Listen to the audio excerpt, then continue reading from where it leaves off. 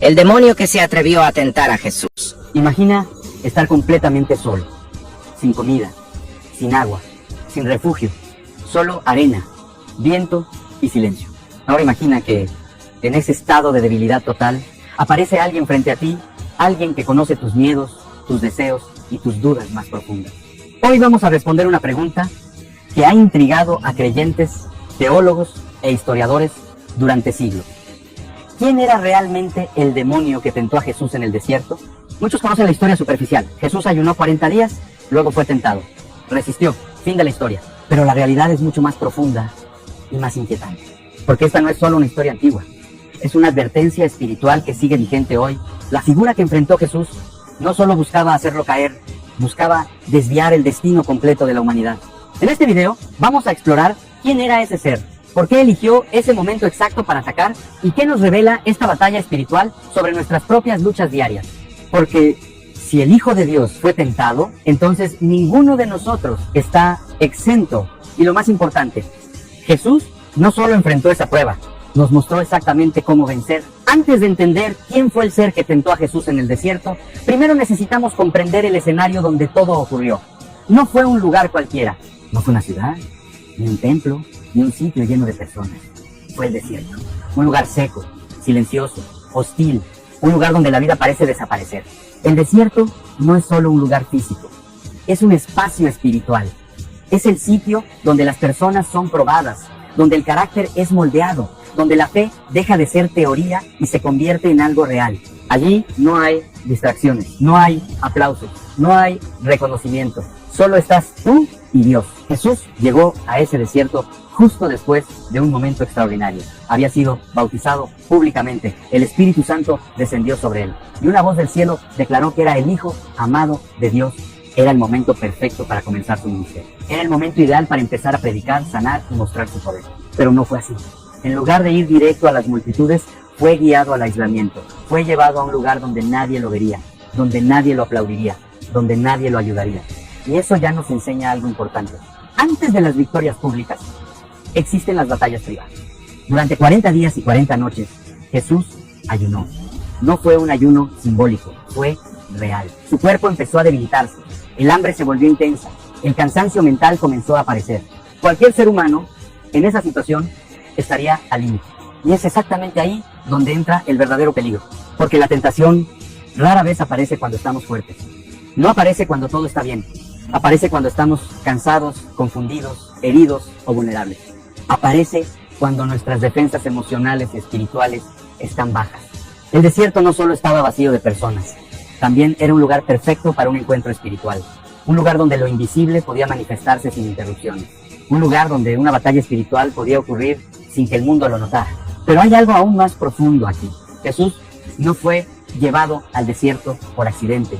No fue un error, no fue abandono, fue parte del proceso. Fue preparación, fue entrenamiento espiritual antes de cumplir su misión en el mundo. Porque antes de cambiar la historia de la humanidad, tenía que enfrentar al enemigo directamente. Y ese enemigo estaba observando, esperando, analizando, esperando el momento exacto en que el cuerpo de Jesús estuviera débil, pero sin entender que su espíritu estaba más fuerte que nunca. Lo que iba a ocurrir en ese desierto no sería solo una tentación, sería un enfrentamiento entre la verdad y la mentira, entre la obediencia y la rebelión, entre el propósito divino y la corrupción espiritual. Y ese encuentro cambiaría todo. Ahora que entendemos el escenario, llega la pregunta que ha generado debate durante siglos. ¿Quién era realmente el ser que apareció para tentar a Jesús? La Biblia lo menciona con varios nombres. Lo llama el tentador, lo llama el adversario, lo llama Satanás. Pero detrás de esos nombres existe una historia mucho más antigua, mucho más profunda y mucho más compleja de lo que muchos imaginan. Para entender quién pudo haber tenido el atrevimiento de enfrentar cara a cara al Hijo de Dios, tenemos que mirar hacia atrás, mucho antes del desierto, mucho antes del nacimiento de Jesús, incluso antes de la humanidad misma.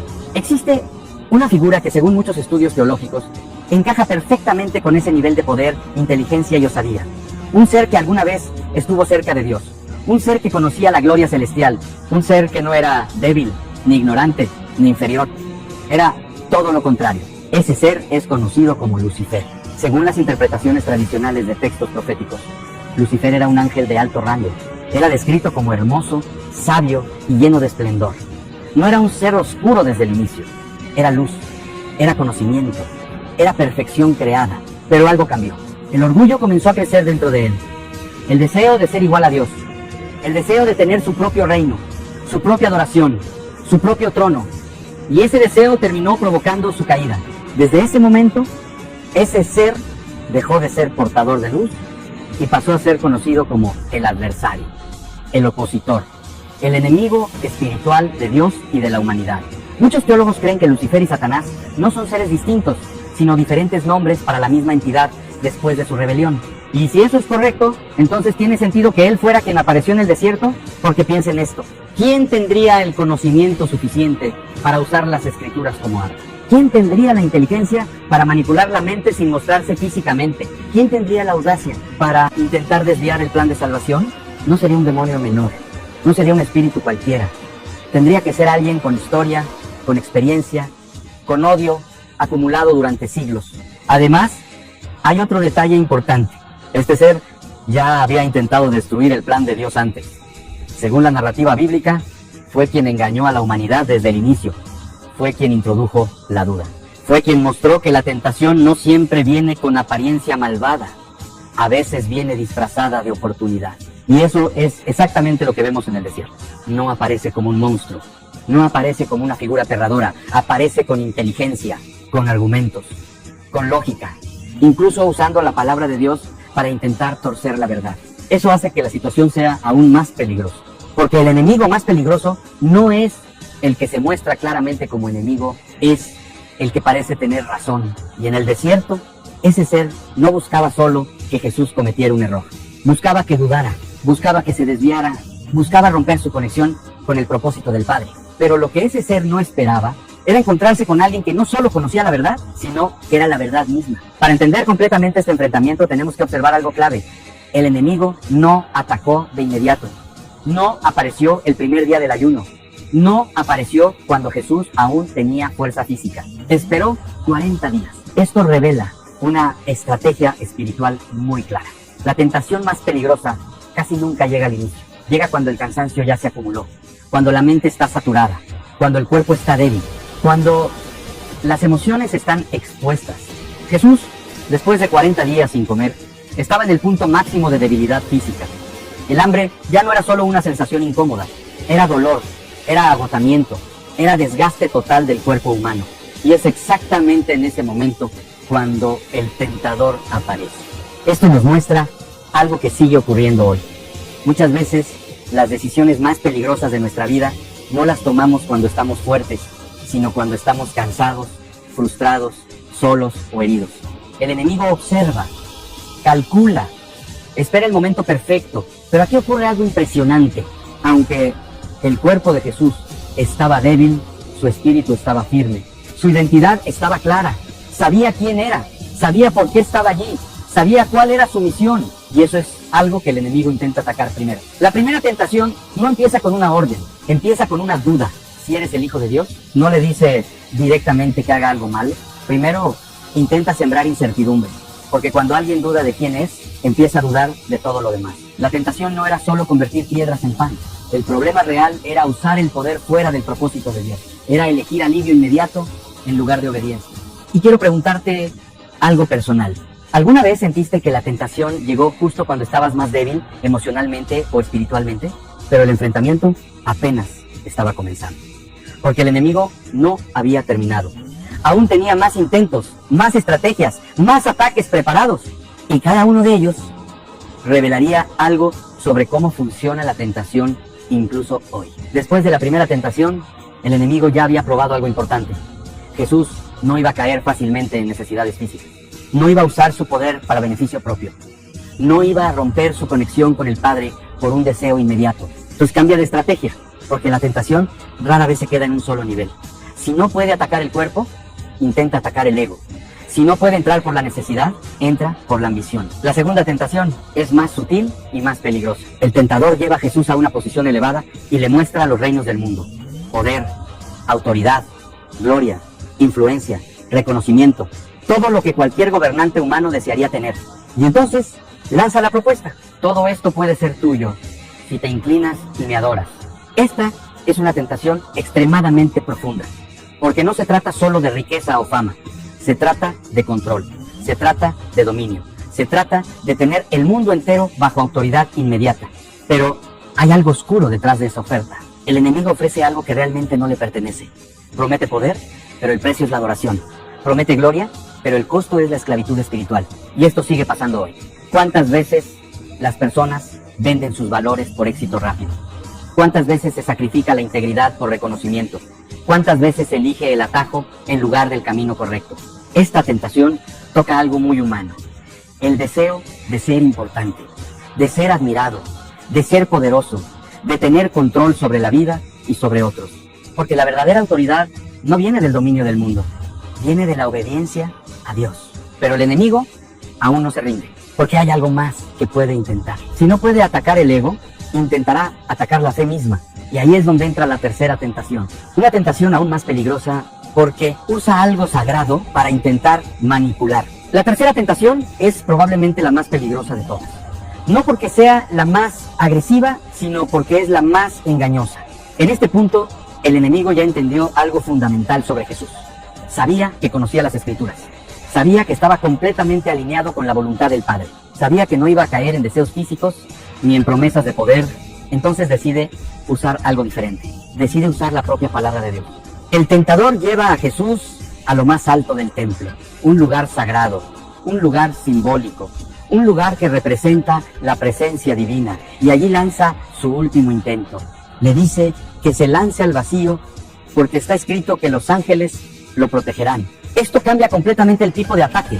Ya no es una tentación de placer, ya no es una tentación de poder, es una tentación espiritual. Es la tentación de probar a Dios, de exigir señales, de forzar un milagro. Y aquí hay algo extremadamente importante. El enemigo cita la Escritura, pero fuera de contexto. La usa como herramienta de manipulación. No niega la palabra, la distorsiona. Esto nos enseña algo muy profundo. La mentira más peligrosa no es la que se opone directamente a la verdad, es la que se mezcla con la verdad. Porque cuando la mentira se disfraza de verdad, es más difícil detectarla. Esta tentación representa algo que todavía vemos hoy. Personas que usan la fe para justificar decisiones egoístas. Personas que buscan señales constantes en lugar de confiar. Personas que intentan poner a Dios a prueba en lugar de caminar en obediencia. Pero Jesús vuelve a responder de la misma manera que antes. No con emociones, no con discusiones, no con miedo. Responde con la verdad completa. Declara que no se debe tentar a Dios. Y en ese momento ocurre algo poderoso. El enemigo se queda sin argumentos, se queda sin estrategia, se queda sin espacio para seguir atacando. Pero hay un detalle importante. La Escritura menciona que el tentador se aleja, pero solo por un tiempo. Eso significa algo muy real para todos nosotros. La tentación no desaparece para siempre. Puede retroceder, pero muchas veces regresa en otro momento, en otra etapa de la vida, en otra debilidad. Y por eso la vigilancia espiritual es constante. Después de esta última tentación, ocurre algo que demuestra quién realmente ganó esa batalla. El enemigo se retira y entonces llegan ángeles para servir y fortalecer a Jesús. Es una imagen poderosa. Primero vino la prueba, luego vino la resistencia y después vino el fortalecimiento. Y eso nos deja una enseñanza clara. La victoria espiritual no significa que no habrá batalla. Significa que la batalla no definirá quién eres. Pero la historia no termina ahí. Lo que ocurrió en el desierto no fue un evento aislado en la historia espiritual. No fue un caso único. En realidad, sigue un patrón que ya había aparecido desde el inicio de la humanidad. Si observamos cuidadosamente, veremos que las tentaciones que enfrentó Jesús reflejan las mismas estrategias que el enemigo usó desde los primeros capítulos de la historia humana. Existe una estructura que se repite. Primero, el deseo físico. Luego, el deseo emocional o visual. Y finalmente, el orgullo espiritual. En el inicio de la humanidad, la tentación se presentó como algo atractivo, deseable y aparentemente inofensivo. No parecía una destrucción inmediata, parecía una oportunidad, parecía conocimiento, parecía evolución. Y ese es el punto clave. La tentación casi nunca llega como algo claramente malo. Llega disfrazada de mejora, de avance, de solución rápida, de recompensa inmediata. En el desierto, el enemigo intentó lo mismo con Jesús. Primero, atacó la necesidad física, el hambre. Luego atacó el deseo de poder y reconocimiento. Y finalmente atacó la fe y la identidad espiritual. Pero hay una diferencia enorme entre el inicio de la humanidad y el desierto. Esta vez, la tentación no tuvo éxito. Jesús no solo resistió, mostró el camino para resistir. Mostró que la clave no está en la fuerza humana, no está en la disciplina física, no está en la inteligencia emocional, está en la claridad espiritual, en saber quién eres, en saber en quién crees, en saber cuál es tu propósito. Y aquí aparece una verdad que muchos olvidan. Ser tentado no es pecado. La tentación es parte de la experiencia humana. Incluso Jesús pasó por eso. Lo que define el resultado no es la tentación, es la respuesta. Muchas personas creen que fallan espiritualmente solo por sentir deseo, duda o debilidad. Pero la historia del desierto muestra algo diferente. La tentación puede llegar, pero la decisión final siempre es tuya. Y hay algo más que debemos entender. El enemigo no necesita destruirte con algo grande. Muchas veces empieza con algo pequeño, una pequeña desviación del camino correcto. Y poco a poco, eso puede convertirse en algo mayor. Pero Jesús mostró que la defensa más poderosa no es la resistencia emocional, es la verdad espiritual internalizada. No basta con conocer la palabra de Dios de memoria, hay que creerla, hay que vivirla, hay que tenerla dentro. Porque en el momento de presión, lo que está dentro de ti es lo que saldrá. Y Jesús, incluso débil físicamente, tenía la verdad tan arraigada dentro de él que cada respuesta fue inmediata, firme y sin duda. Pero hay algo aún más profundo en todo esto. El desierto no fue un castigo, no fue abandono, no fue fracaso, fue preparación. Antes de enfrentar al mundo, Jesús tuvo que enfrentar al enemigo en silencio. Y eso muchas veces también ocurre en nuestras vidas. Las batallas más importantes son las que nadie ve. Hay algo que muchas personas no logran entender cuando leen esta historia. El desierto no fue el final de algo, fue el comienzo de todo. Después de resistir cada tentación, después de permanecer firme cuando su cuerpo estaba débil, Jesús salió del desierto listo para iniciar su misión pública. No salió derrotado, no salió confundido, salió fortalecido, enfocado y espiritualmente preparado. Esto nos muestra un principio espiritual poderoso. Muchas veces pensamos que los momentos difíciles significan que estamos lejos del propósito, cuando en realidad pueden ser el entrenamiento para cumplirlo. El desierto representa esos momentos en los que sentimos silencio, cuando sentimos que nadie nos ve, cuando parece que Dios está distante, cuando la vida se vuelve pesada, cuando las respuestas no llegan rápido. Pero espiritualmente, esos momentos pueden ser procesos de formación, porque es en el desierto donde se revela quién eres realmente, sin máscaras, sin distracciones, sin aplausos. Jesús no necesitaba demostrar nada en ese momento. No tenía público, no tenía seguidores, no tenía reconocimiento. Solo tenía su identidad y su relación con el Padre. Y eso fue suficiente. Después de la tentación, los relatos muestran que fue fortalecido y luego comenzó su ministerio. Enseñar, sanar, liberar, transformar vidas. Pero todo eso tuvo una base invisible. La victoria en privado. Y esto conecta directamente con nuestra vida actual. Muchas personas quieren resultados visibles sin pasar por procesos invisibles. Quieren propósito sin preparación. Quieren bendición sin formación. Quieren destino sin disciplina espiritual. Pero la historia del desierto muestra algo diferente. Antes de impactar al mundo, primero debes estar firme internamente. Y hay otra enseñanza muy importante aquí. La tentación no desaparece para siempre. El enemigo se retiró, pero no abandonó la lucha completamente. Esperó otro momento oportuno. Eso significa que la vigilancia espiritual es constante. No se trata de vivir con miedo, se trata de vivir con conciencia. Porque las tentaciones pueden cambiar de forma. Cambian según la etapa de tu vida. Cambian según tus debilidades actuales.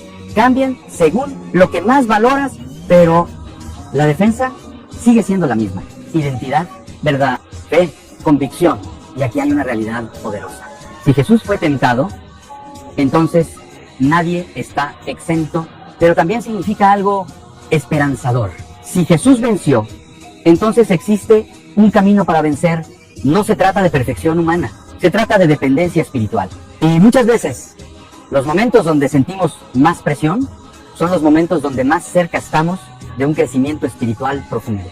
Pero aún hay algo más que debemos entender, porque esta historia no solo habla de un evento histórico, habla de una realidad que sigue ocurriendo hoy.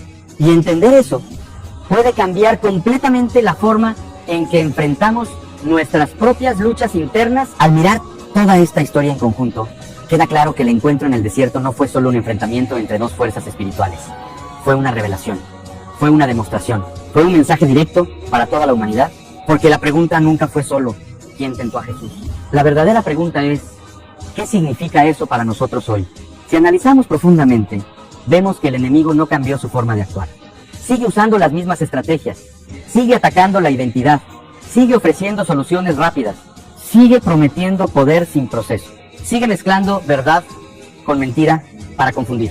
Pero también hay algo que no ha cambiado. La forma de vencer. Jesús no ganó esa batalla usando fuerza física. No usó poder sobrenatural para destruir al enemigo. No usó autoridad para imponer miedo. Ganó con algo aparentemente simple, pero espiritualmente invencible. La verdad, cada respuesta de Jesús fue una afirmación de identidad, propósito y confianza en Dios. Y eso es lo que hace esta historia tan poderosa. Porque significa que la victoria espiritual no está reservada para personas perfectas. Está disponible para quienes permanecen firmes en la verdad, incluso cuando todo alrededor parece tambalear.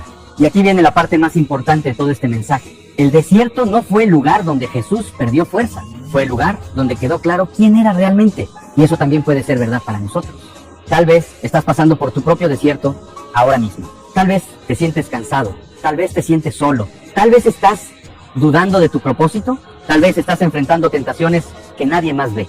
Pero esta historia deja algo claro. El desierto no es el final, es el lugar donde se define tu dirección. Las luchas invisibles muchas veces preparan victorias visibles. Los momentos de silencio muchas veces preparan momentos de propósito. Las batallas internas muchas veces preparan destinos externos.